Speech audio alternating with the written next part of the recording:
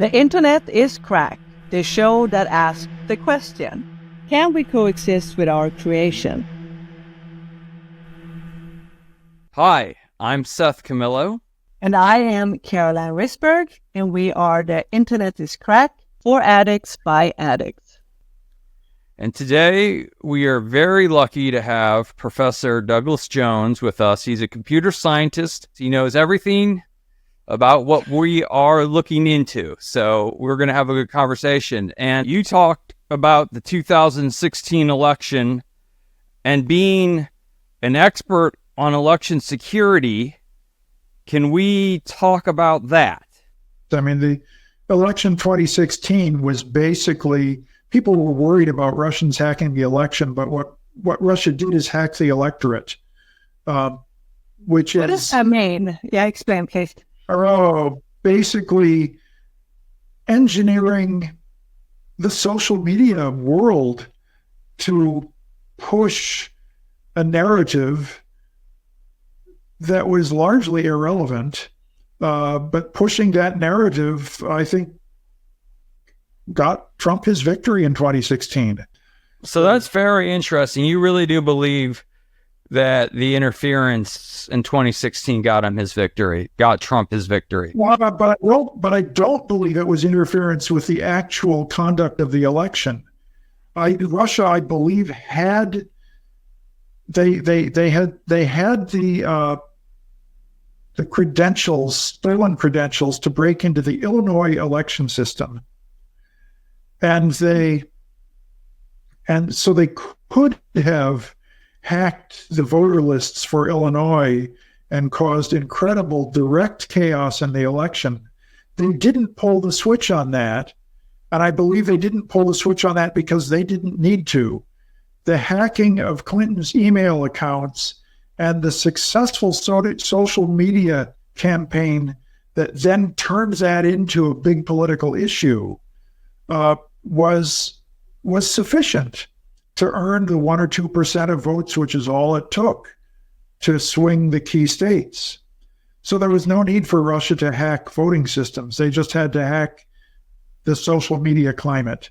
And this is a good time to mention that you are among, if not the world's expert on election interference in many forms, I guess. And you've been at this long before it was a hot button issue, right? You go back to the 80s, right? Well, I go back to the 90s. In 1994, the state of Iowa changed the makeup of the Board of Examiners for voting machines and put on that board a seat reserved for someone who is technically knowledgeable in election technology. And they put out a call for volunteers to all the high-tech sector of Iowa. And I looked at that call for volunteers and I thought, oh, that's a thankless job. No one would want to do that. And a week later, I thought, but if no one volunteers, that would be a real black eye for the profession. So I volunteered. I was the only volunteer.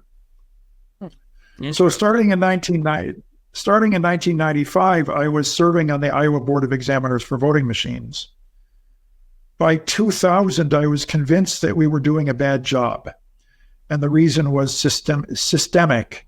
The system needed to be changed. And I started in the spring of 2000, started talking publicly about it and posting content on the internet. What sort of things needed to be changed? Oh, the standards to which the machines were being built, the standards to which they were being tested, the expertise available to the states to deal with the shortcomings of the machines. These are systemic problems. They aren't, you don't blame a state for it. You blame the legal framework and the regulatory framework.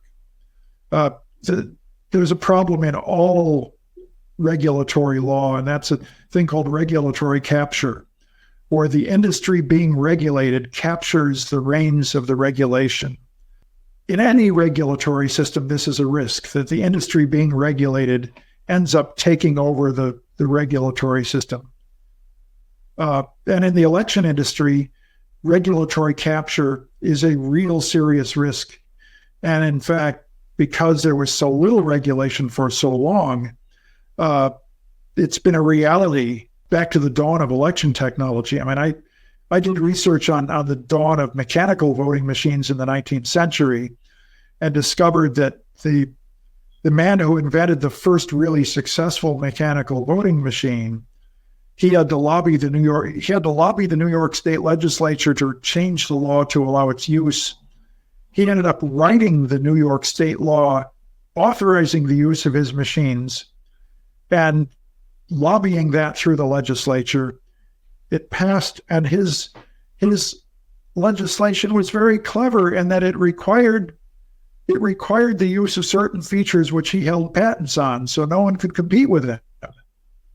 Interesting. Yeah, very interesting. And this has been continuing since then. There's a great book on election reform in the United States written in the 1930s, where the author says the election law in many states are almost identical. And then he says parenthetically, basically because the vendors wrote the laws. Yeah. I did not know that. Well, yeah. And this has been a problem. It's been a recognized problem back for over a century.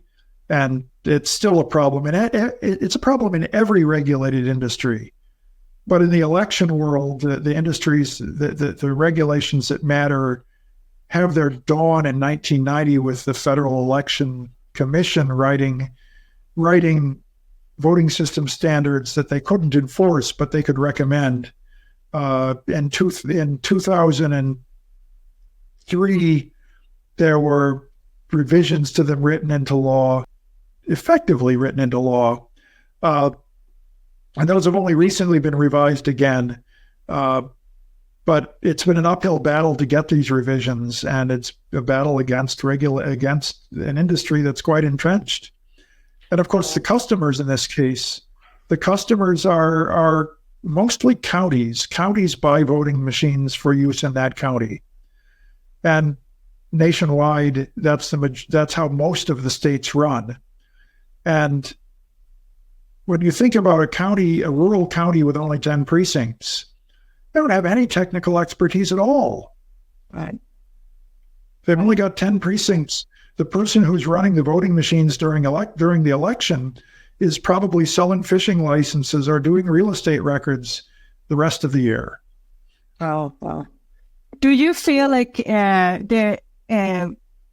it's safe now? Do you think it could be hacked? I'll answer both questions the same way. Yes and yes.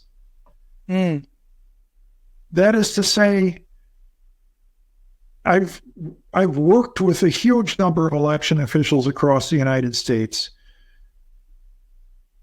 The vast majority of them are conscientious, really want to run a good election, and really care to try. They've built a system which is remarkably resilient and has enough checks and balances that most of the things that could go wrong are accounted for, and there are corrective measures built into the system to fix the result.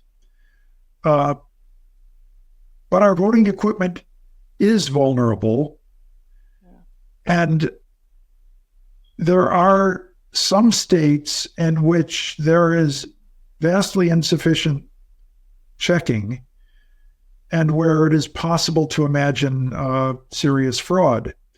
The recent elections in Nicaragua are an interesting example of that. The voting system in Nicaragua is actually pretty good, but the government basically just prevented the publication of all of the checking. So the system is not transparent. And this is really disappointing. It's very clear that the that the amount of the election results in Nicaragua, which is checkable because of an army of volunteers who took cell phone photographs of the results at the precincts, does not conform with what the government has released as the official election result. Oh, wow. And Wow. this And illustrates a classic problem in elections. Are these machines connected to the internet in any way, or are they standalone? There is a longer story there. The Nicaraguan machines are very typical of machines in use in much of the United States, although their elections are much simpler, so the machines are correspondingly simpler. But they're not networked. They print out a paper ballot for every vote cast. The voter is given the paper ballot, is able to inspect the paper ballot, and then drops it in a ballot box. So that's really similar. The ballot box has a scanner on it. The scanner scans what the vote was and totals it up. But the paper ballots are subject to manual audit. And so it's really hard for the machine at the precinct level to cheat. You said something about the Netherlands having some problems getting ahead of themselves or something like that. Okay. So the story in the Netherlands is fascinating. I shouldn't just say the Netherlands. Almost every country on earth has a serious question of what to do about expats, people who are citizens of that country, entitled to vote in that country, but living overseas. Traditionally, the Dutch did not even allow absentee ballots. What you did in Holland was you would sign a proxy. You would sign your voting proxy to someone who you trusted to vote the way you wanted. And most often people would sign proxies to a spouse. And so you would simply sign the proxy to your spouse because you were out of the country and let your spouse cast your vote for you. So the spouse would go to the polling place with a proxy and get to vote her own vote and yours. And that worked pretty well, except if you think of what happens to a family that's overseas for an extended stay. You know, the family is living in Mexico, working on a project for a Dutch company that needs staff there on the long term, a couple years before you're returning home. How are you going to get the proxy and sign it and give it to someone who's at home? So the Dutch investigated and developed a delightfully creative and innovative internet-based voting system to allow Dutch expats to vote by internet in Dutch elections. And, you know, I give them a lot of credit for creativity and for thinking through a lot of problems. In the 2006 election, which I was observing there, they had over 20,000 votes cast by Dutch expats. And it was a really cool system, but it turns out it was deeply flawed in several ways.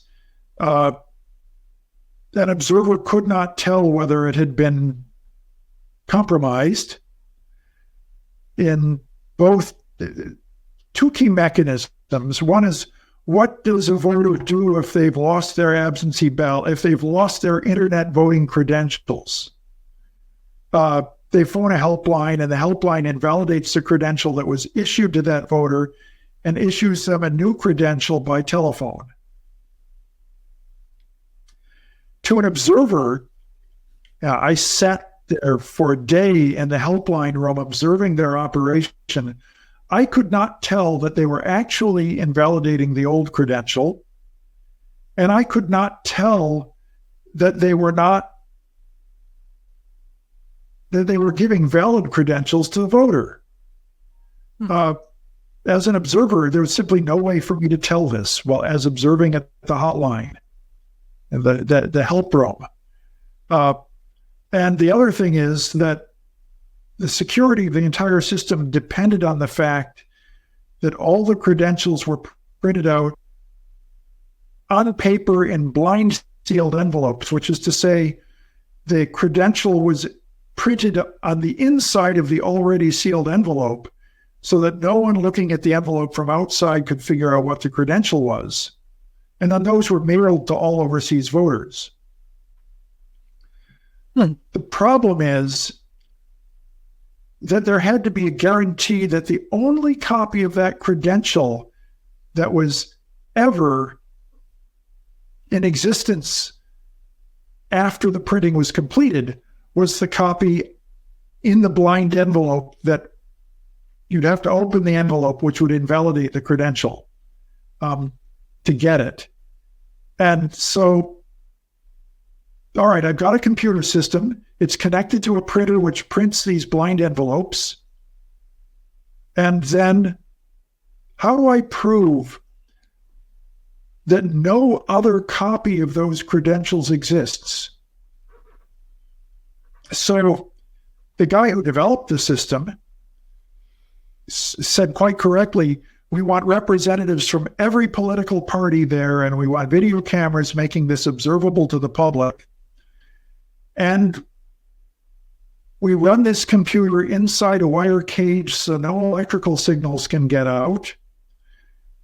And then at the end of printing out all the credentials, we run over the whole thing with a steamroller and crush it into dust. That was his proposal. So what did the government bureaucracy do? They said, this is a security critical voting operation. So what we must do is conduct it behind closed doors with only the minimum staff present and not allow any outsiders to be present. And they did agree to destroy the computer when they were done, but with the only witnesses present being a minimum number of employees of the state election authority, how do we know those employees were honest? There are only 5 people in the room. Right. What if someone buys off those 5 people? It creates a huge vulnerability. Yeah. But the national security mindset, which you could imagine, this was the Dutch agency was called the BZK, but it was sort of the equivalent of the FBI, and their mindset, their security mindset, is just the wrong mindset for elections. The most secure elections there are the ones with the greatest transparency, where any citizen who is suspicious of the conduct of the election is able to observe and see what happened. And it's very confusing to people who have been in security for years to recognize the need that the way you make an election secure is to maximize the observability. So you don't want anything to be done by a small number of people. Right. I can see that. The impact of the internet on elections at this point, at least, has more to do with the pushing of ideas on social media, rather than actually infiltrating. But there is there's a second side to it, and that is that everybody wants the election results as soon as possible after the polls close. Mm-hmm. So we, the public, who demand to know who won before midnight on election day, put huge pressure on election officials to get results quickly. And more, the way they do that is to connect the voting machines by telephone or by modem or by internet, because those are all pretty much equivalent, to servers in the election office. The moment the polls close, people want to make those connections and upload the results to a server in the election office, which then uploads the results to a server in the state office, which releases statewide results.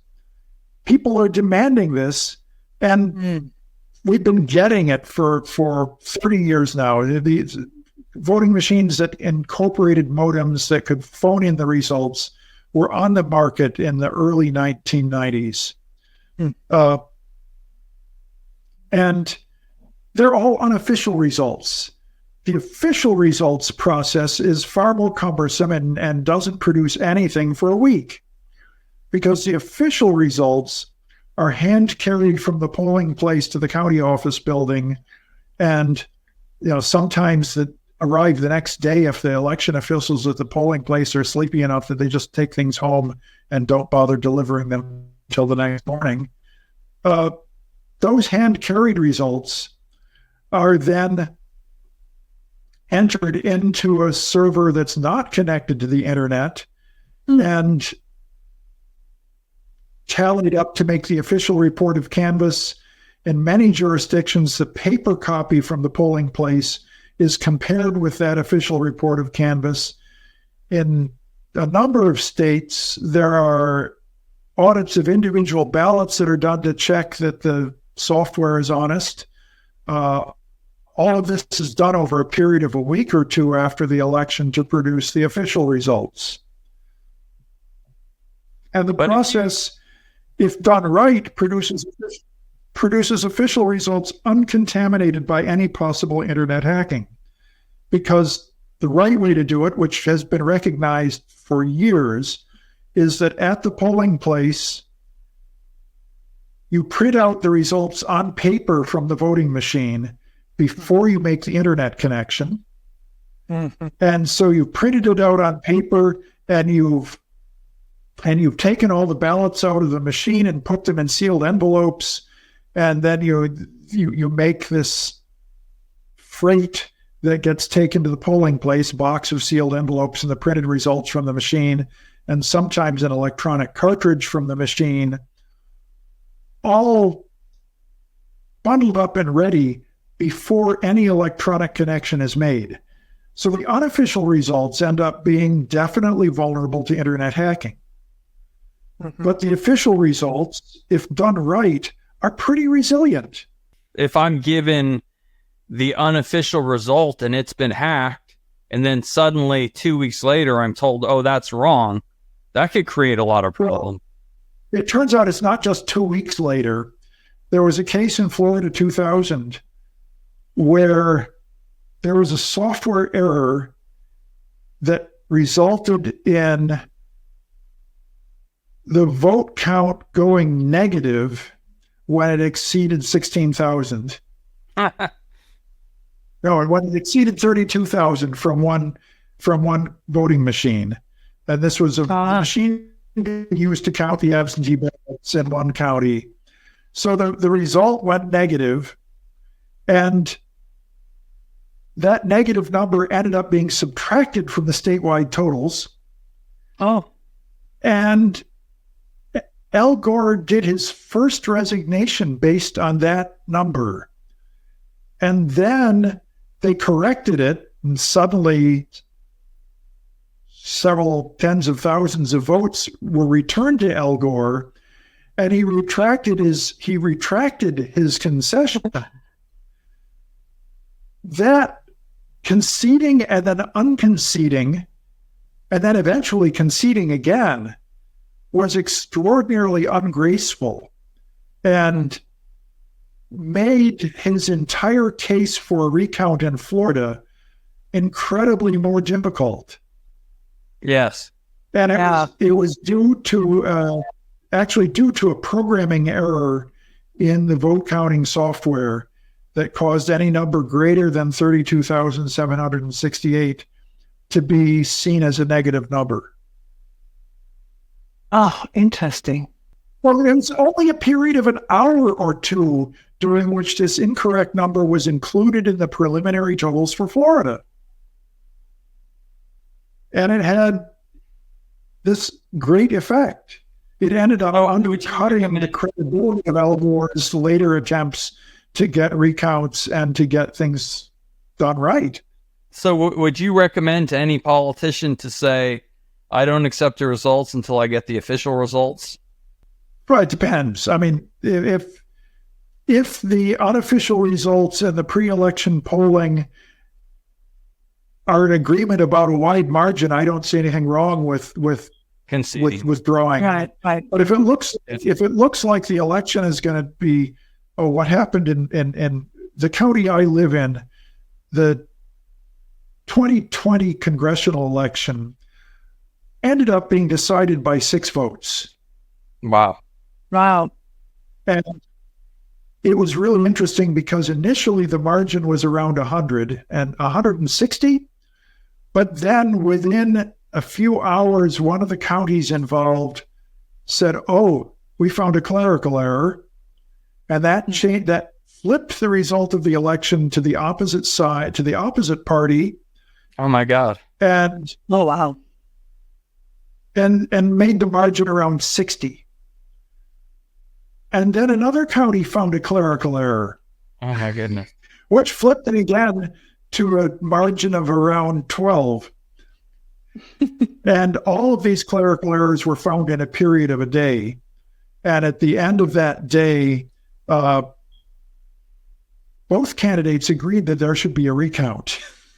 Yeah. I get it. The recount ended up with a margin of 6 votes for the victory.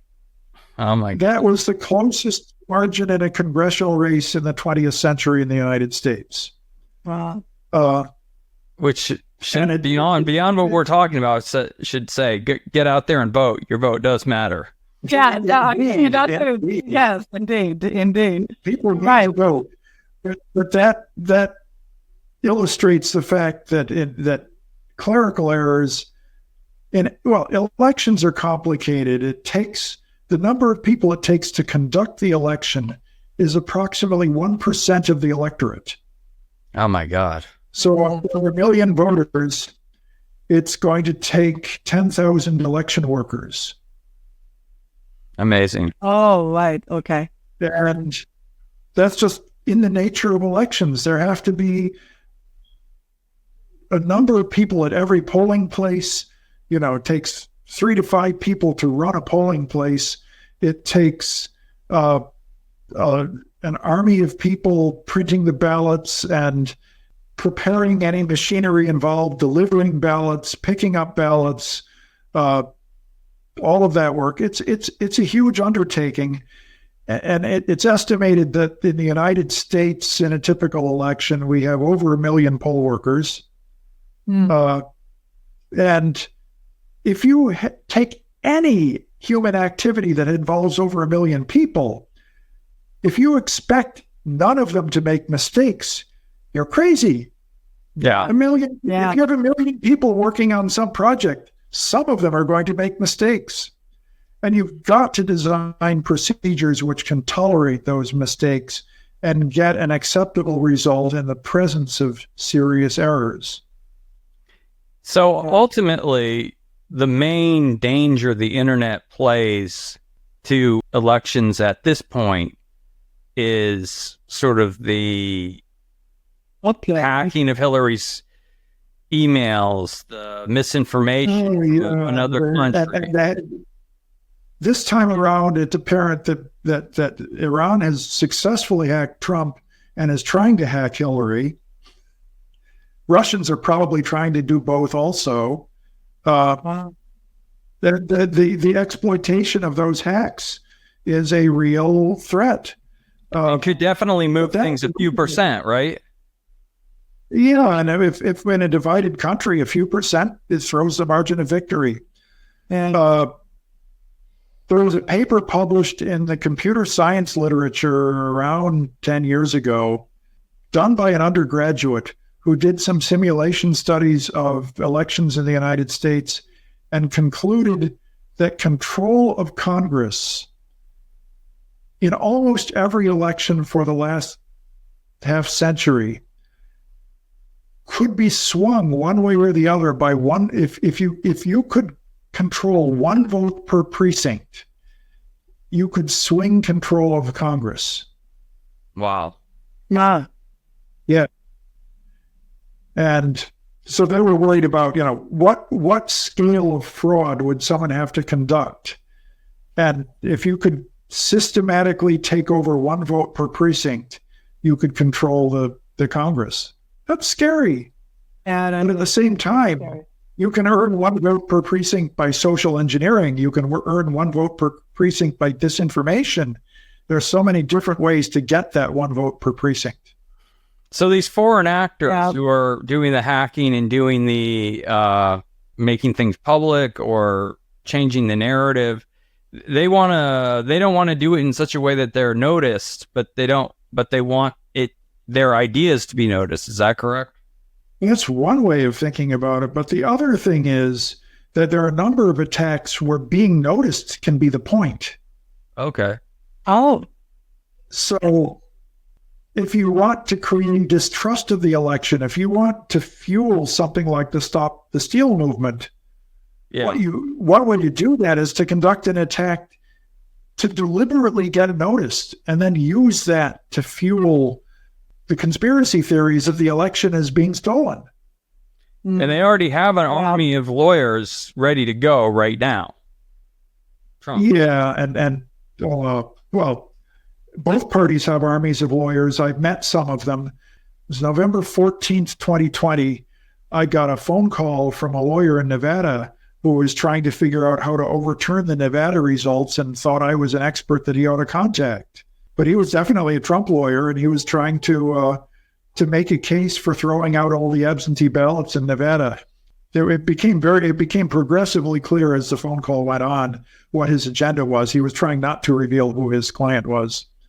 And then the next day, I got a phone call from the man who turned out to be the expert behind Sidney Powell's Kraken lawsuits. And he spent an hour on the phone to me trying to convince me of all these conspiracy theories.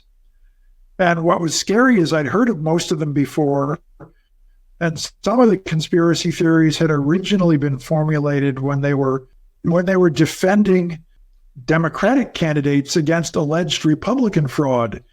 So, the conspiracy theory had changed parties. It was the same theory, just warmed over with different actors involved. Very strange. It's very clear these conspiracy theories take a life of their own. Yeah. But they are fueled by the internet. So there is danger in the internet. Very much. So, for example, the conspiracy theory about an overseas election, votes being sent to a server overseas to alter the votes and then send them back to the United States. That conspiracy theory, I first heard it in Ohio in 2004, when the allegation was that Ohio votes had been sent to a server in Kentucky that was controlled by the Republican Party that altered the totals and then sent them back to Ohio. And then in the 2020 election, the theory was essentially the same theory, except the server was in Germany, owned by Seitel Corporation, which was allegedly controlled by George Soros. And then they were sent back to the United States altered. And then by January 6th, it was no longer a German server. The votes were being sent to a server in China. It was never clear whether George Soros owned the Chinese government or whether the Chinese government was controlling George Soros. The theories never were clear on that aspect. But the only votes which could be possibly sent to a server elsewhere and then sent back are these preliminary results, the preliminary unofficial results. But the internet whipped these people up into a frenzy and had them attack the Capitol. I mean, that was the internet at you. Even though you may take the voting machines offline, the internet is still a danger to our electoral process. Well, I mean, then there's another dimension to it. And this is why people insist on having some kind of paper ballot. I have a friend, Alec Halderman at the University of Michigan, who is also deeply involved in election security. He has successfully created viruses which can spread from one voting machine to another using the memory cartridges which are used to program the voting machines. Oh my God. Oh my goodness. So if you insert a memory cartridge in the voting machine, it infects the cartridge. And then if you insert that cartridge in a different voting machine, it infects that voting machine. And then if you insert any memory cartridge in that newly infected voting machine, it infects that cartridge. So you can get this malware spreading through a community of voting machines, none of which are ever connected to the internet. Oh my God. And this But that is goes something to, but then that gives the internet something to talk about.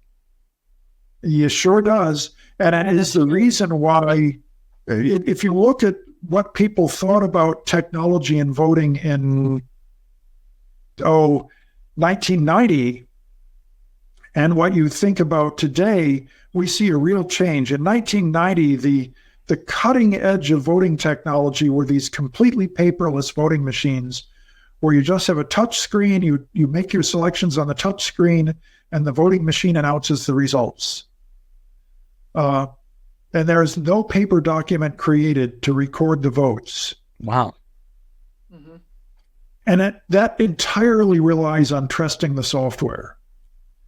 And Alec Halderman's existence proof for the possibility of spreading a malware infection through this community of unnetworked voting machines is devastating to that whole model of how to conduct elections. So today, what you find as the competing model that's working, that people are using nationwide, is either people vote with paper on pencil, or with pen on paper, I should say. People vote with pen on paper and then deposit their votes in a ballot box which incorporates a scanner. So the scanner tabulates the votes, but you can and you must audit randomly selected box loads to verify that the hand count of the ballots matches the machine count. That's the model which in fact was introduced in California in 1965 and is now used by the majority of states in the United States. Okay. And it's used in Belgium, which is also interested in this. So that's a really good model. And the alternative is to use what are called electronic ballot marking devices, where you enter your vote on a touch screen. It prints a paper ballot, which is delivered to the voter. The voter can then inspect that paper ballot. And if the ballot correctly reflects their vote, they put it in the ballot box, which has a scanner. Okay. Those two models, either hand-marked paper or inspectable ballot marking device paper, are the dominant models today because they're resistant to these kind of internet infections. Meanwhile, our dear friends who are into cryptocurrency are trying to push us to accept the Bitcoin model as a way to guarantee the integrity of a voting system. And the blockchain. Blockchain voting is, as near as I can tell, and I happen to, the chief cryptologist at Microsoft, Alex Halderman, all of us who've been looking at this have concluded that blockchain doesn't solve any of the fundamental problems of electronic voting. Blockchain has itself become some kind of a religion. Yes. Yeah, that's what I understand it. Yeah. They have evangelical blockchainists who are out to convert the world. Yeah. I feel that. Yeah. As I look through my my scroll in my Facebook scroll and my I feel like there are people who are crazy in love with this technology that may or may not be a valid technology. So there are estimates that 20 to 30% of all PCs have malware resident on them today. And that's studies being done using computer recycling centers in Pakistan, where they simply they take a bin load of disk drives that have been ripped out of old computers and they scan all those disk drives for malware. Yeah. Before the disk drives get melted down and turned into new aluminum. But those studies are scary. Yeah. Finding that frequency of malware. And then, of course, if you want to instead say, don't use your desktop computer, use your cell phone. Spyware is everywhere in the cell phone world. You can't install a huge fraction of all apps. To install them, you have to give them permission to scrape your screen or to monitor your every key press. That's crazy. No one pays attention to the license agreements on these apps. When you install the app, it says, to install this app, you must approve yes, yes, yes, yes, and yes on all these permissions. Yes. And the app ends up having the right to spy on you on every way. That takes away the secret ballot. People talk about, secret ballot, that's so old-fashioned. I know people whose landlords have threatened to terminate their leases if they vote the wrong way. If the landlord could get proof, I voted, I'd be worried. Or employers who promise to fire employees who vote the wrong way. Again, if how I voted has been scraped by some phone and is available on the dark web, I don't want that being sold to my employer or sold to my landlord.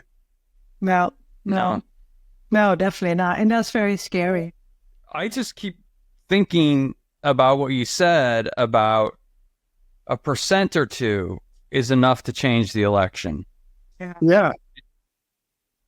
It's not 1% or 2%. It's one vote per precinct. Let's say, for the sake of argument, Russia wants Trump. I don't know that to be the case for sure, but let's say that is the case. So with their resources affecting the internet, a country with the resources that Russia has, I mean, it shouldn't be that hard for them to change a few people per precinct with the internet. Yeah, this is why. That's right. But don't you think, like, the most dangerous thing is that in this case, like, it seems like actually the election is pretty secure. That it is, in the very end. But like the social media and all this, how people, how that can be social engineering is it is really dangerous, and people have to learn to be careful. That generative AI is actually extraordinarily important here because. Explain that to us. Yes, please. Okay. You know what the difference between a phishing attack and a spear phishing attack is? No idea. No, I know a phishing a phishing attack is the email that's sent out as an email blast to millions of people trying to get you to do something that would end up injecting malware into your computer. Spear phishing is where someone carefully researches their victim and then carefully crafts emails specific to that victim to get that victim to do something. That's spear phishing. So in the world of politics, and the thing is that generative AI makes it possible to automate large parts of that research, automatically mining automatically measuring the social network of the person that they're trying to attack, automatically getting as much text written by the selected correspondent that to be able to imitate that correspondent, and then automatically generating the email that's forged to be from that correspondent that invites the victim to open an attachment or something. In the world of politics, politicians have always crafted their message for their audience. So it would be a dumb politician who would give the same speech to a union, to a conference of labor organizers, and to the Chamber of Commerce. You would write a very pro-labor speech for the conference of labor organizers, and you'd write a very pro-business speech for the conference for the Chamber of Commerce. Yeah. And if you're an honest politician, you'd say what you really believed in both cases, but you would say different parts of your platform. You would emphasize different things to each audience. Yeah. So politicians have always focused on their audience, but we now have a world where you can buy from Google very carefully provided mailing lists that identify each voter, or each person in the mailing list is identified with extraordinarily detail. We know what products that person buys. We know what social media that person follows. We know what websites that person opens. We know the contents of the email they've sent, because Google scans every email sent or received through Gmail. Tell me this. Please don't tell me this. And analyzes it to tell you. Gmail advertised this when it was created. Oh my goodness. That's their business model. That's why Gmail is free, because when you sign up with Gmail, they say, we're going to analyze everything you send and receive, and we'll use that to target you with advertising. Oh my goodness. That's I had the no business idea. model of Gmail. This is insane. Gmail was announced on April Fool's Day. And when I first saw it, I thought it was an April Fool's joke because it was so invasive. But it wasn't a joke. But the fact is, given this huge amount of information that companies like Google have, politicians can craft, instead of having just two speeches, the labor speech and the business speech, they could have 1,000 speeches. And the thing is, they might not have 1,000 speeches, but they could use generative AI to edit together content that candidate has produced, to produce very narrowly targeted ads for each and every individual voter, crafted separately. And it's that micro targeting of political advertising is a huge threat, I think. The numbers are so thin. It doesn't take much. 6 votes for your congressional district. And I can honestly say too, like I love to listen to different campaigns. I like to listen to, flip channels, whatever it is, to actually hear what they're saying. Because to be honest to you, I don't trust anyone anymore. I feel like if you listen to the campaign. I don't think you should. No, I don't. But you only hear, if I listen to one side is hate, hate, hate, to the other side is hate, hate, hate. And I was like, well, what's actually going on? What are you supposed to do for this country instead for throwing crap at each other? I don't know. Right. I feel like we are very, also with the whole internet and social media and all the things, we get very target, and that I feel it's dangerous because I don't even think we're making up our own minds anymore because we don't know. Today, when you look at the Stop the Steal movement, they are no longer making any details about the conspiracy theory. It now seems to be simply a matter of orthodoxy. Yeah. If you want to be an orthodox Stop the Stealer, you simply assent to the fact that the election was stolen, and you don't have to propose a mechanism or evidence. No. Mechanisms and evidence are no longer necessary. It's a matter of faith. I mean, I think a lot of that has to do with the internet. So I think the internet is very dangerous, even if it's not hooked up to the actual voting machine. I think one of the most interesting stories in recent years has been Santos on Long Island. Santos could not have gotten as far as he got had there been local journalism in his congressional district. Yeah. But local journal worldwide is in retreat because the internet is driving it out of existence. Social media is driving it out of existence. Had there been one reporter in Santos's district willing to do investigative journalism about a candidate to find out if that candidate's claims had any bearing on the truth, I don't think Santos would have survived. No. So Santos could not have come into existence until this decade. And social media. Yeah. And as it is, Santos just pled guilty to the federal fraud charges. But it was so blatant and so bizarre.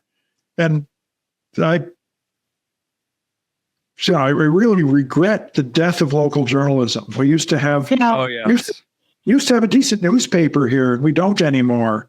And also a lot of what I've seen, like articles, and if you start looking, you can actually see that AI have been writing some. And you don't always see, I feel like real journalists are not really existing. There's another fascinating piece of this. Generative AI is poisoning the internet, and specifically poisoning the search engines. So nowadays, it's more and more common when you do a Google search, you'll get an article that's generative AI. Yes, answering your search. And it's crap. I found one website that had literally thousands of articles that were all obviously generative AI and that were all generated to have high search rankings with Google. Yeah. The real purpose of the article is Google search leads you to that article. The article gives you dubious crap content and lots of advertisements. Yeah. So the site is making its money from the advertising and from the generative AI directing people to it. But it was all how-to tutorials. How to cut down a leaning tree was the tutorial, which was the question I had, which got me to this website. And it turned out the website never once really told me how to do it, but there were lots of discussions, lots of random text about chainsaws and measuring the angle of the tree and things like that without ever answering the question. But it was the kind of thing that you can, ChatGPT is good at producing this kind of text. And it was really disturbing because then I started looking at the other pages this website had to offer, and there were thousands of them, and it's pretty clear what they're doing is buying from companies like Google searches, posing those searches to ChatGPT, and then posting that content on their website. What I'm hoping is that there'll be so much crap out there that they start training ChatGPT on the crap. Instead of having ChatGPT trained the next generation of generative AI trained on real text produced by people for people, they're going to start training it on the output of previous generation generative AI, and it'll become sort of a downward spiral. Yeah. Well, I know they are running out of material, and they're talking about, I don't know what this means exactly, but synthetic inputs, creating something like creating its own lessons somehow. Yeah, that's putting a positive spin on the downward spiral, but I think it still goes downward. The ChatGPT model, the generative AI can produce convincing crap, but it does it at extraordinarily high expense.